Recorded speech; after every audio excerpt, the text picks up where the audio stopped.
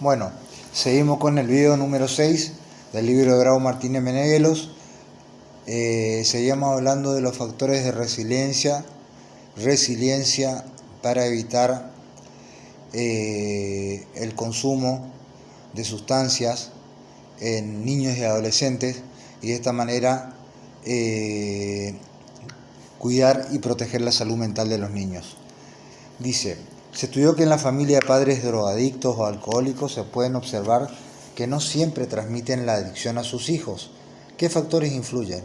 Varios autores, entre ellos Walling, se han abocado a estudiar por qué ciertas familias no transmiten la adicción a sus hijos y han encontrado que una variable como los rituales familiares, que incluyen la comida de rutina, la costumbre cariñosa, los festejos, las vacaciones, es una ventana que permite el funcionamiento familiar. Los eventos memorables son mencionados con frecuencia al referirse a los momentos más importantes o dolorosos.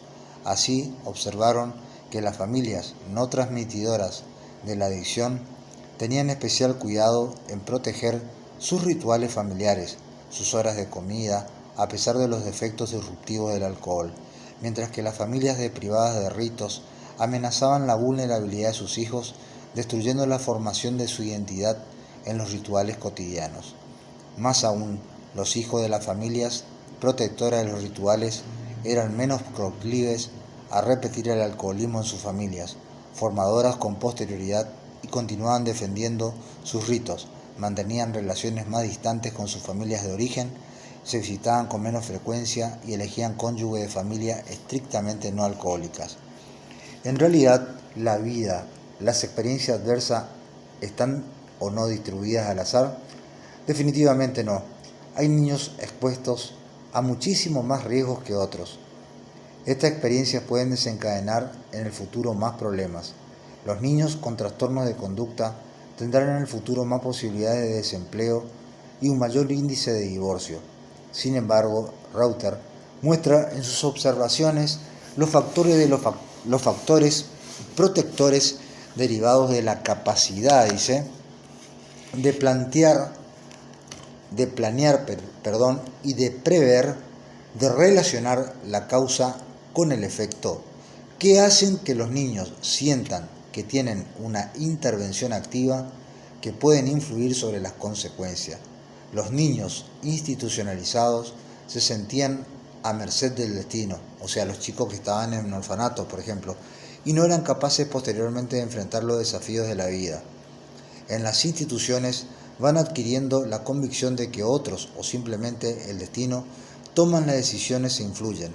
No aprenden a hacerse responsables de sus actos, ni a valorar la intención que genera las consecuencias. Así, los niños más resilientes pueden tener experiencias más positivas en las escuelas, que no son necesariamente de éxito académico, sino deportivo, musical, artístico o de cargos de responsabilidad. Al parecer, los sentimientos positivos mejoran la autoestima y la sensación de eficiencia. Parece claro, en cada etapa del desarrollo, desde el nacimiento hasta la madurez, hay un balanceo dinámico entre hechos estresantes que amenazan la vulnerabilidad y también factores protectores que fomentan la resiliencia. Repito, se sabe que en cada etapa del desarrollo, desde el nacimiento hasta la madurez, hay un balanceo dinámico entre los hechos estresantes que amenazan la vulnerabilidad y también factores protectores que fomentan la resiliencia. Evidentemente, es preferible que un niño tenga un inicio de vida feliz, pero los factores protectores tienen efectos mucho más globales de adaptación que los factores de riesgo. Y el niño que sufre estrés emocional o físico no está sentenciado a una vida infeliz tampoco. Depende de muchos factores. Otra pregunta importante. ¿Esta visión resalta la capacidad de adaptación? Sí, la capacidad de adaptación o de cambio frente a las nuevas experiencias significa que una nueva situación con un ambiente diferente puede constituir para ciertos individuos un factor protector.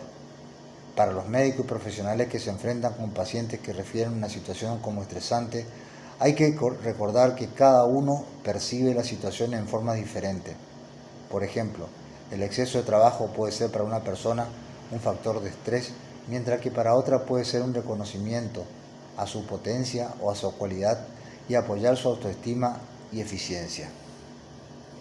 Repito, hay que tener en cuenta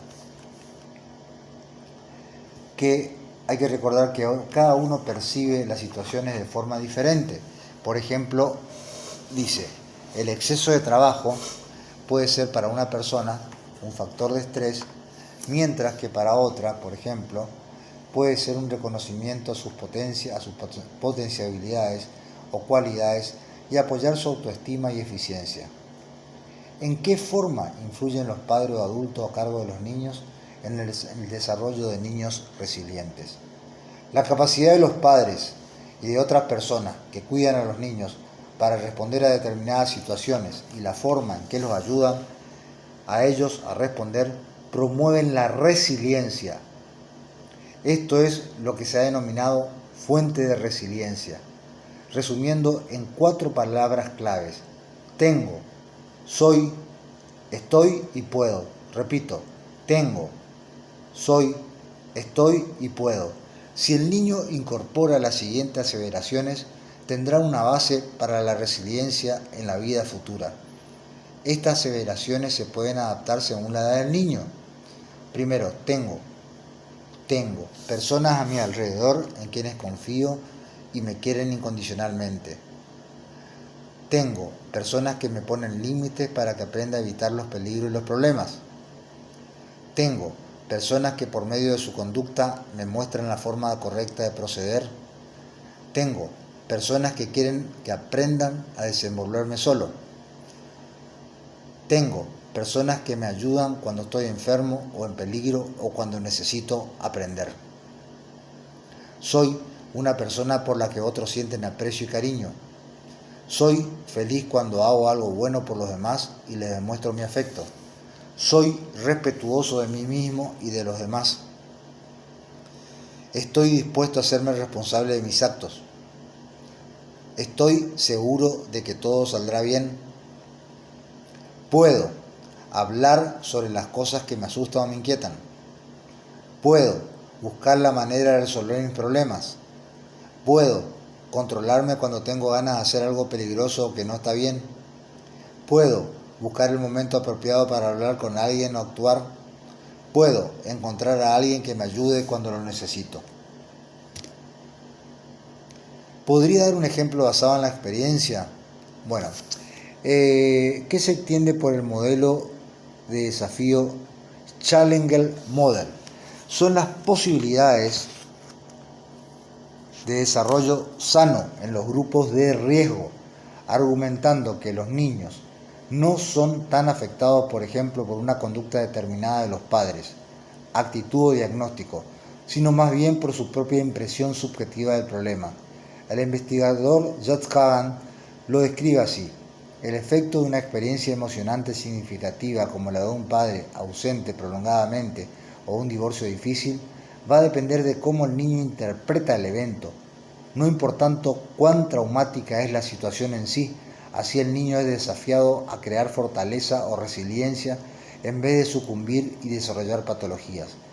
Repito, el investigador John Kagan lo describe así: el efecto de una experiencia emocionalmente significativa, como la de un padre ausente prolongadamente o un divorcio difícil, va a depender de cómo el niño interpreta el evento, no importando cuán traumática es la situación en sí. Así el niño es desafiado a crear fortaleza o resiliencia en vez de sucumbir y desarrollar patología. ¿Cuáles son las características o fortalezas personales que influyen en ser una persona resiliente? Wallins las denomina las 7 resiliencias o cualidades protectoras que todos los sobrevivientes exitosos encuentran en su memoria y pueden reconocerse en las diferentes etapas. Estas cualidades son el insight, segundo la dependencia, tercero la interacción, cuarto la iniciativa, 5 la creatividad, 6 el humor y 7 la moralidad. Repito, 1 el insight, 2 independencia, 3 interacción, 4 iniciativa, 5 creatividad, 6 humor, 7 moralidad. ¿Qué se entiende por insight? El insight es una palabra de difícil traducción al español, pero se refiere a la capacidad de verse a sí mismo, el hábito de preguntarse y responderse honestamente en la infancia. En la infancia el insight se manifiesta en la intuición. Por ejemplo, el niño intuye que algo anda mal en su familia y crece con el reconocimiento del problema familiar, no se siente culpable, reduce así la ansiedad y ubica adecuadamente las reacciones de la familia. Por ejemplo, en una familia en la que el padre es alcohólico y maltrata a sus hijos, uno de ellos dice: mi papá me pega porque me porto mal, y otro dice: mi papá me pega porque se descontrola cuando bebe. Este último está recurriendo a su intuición. Análisis simple de la situación y se protege así de la culpa nociva para un desarrollo psicológico insano. Luego es capaz de entenderse a sí mismo y a los demás, de tolerar la ambigüedad y de la complejidad en el adolescente. La capacidad de insight se refleja en la necesidad y búsqueda de conocer y saber. En esta etapa en la que se desarrolla el intelecto, se facilita la comprensión de las situaciones. Por ejemplo, cuando un adolescente leyó sobre la esquizofrenia que padecía su padre. En la adultez el insight permanentemente permite saber, comprender y evaluar la experiencia en forma reflexiva, activa y personal.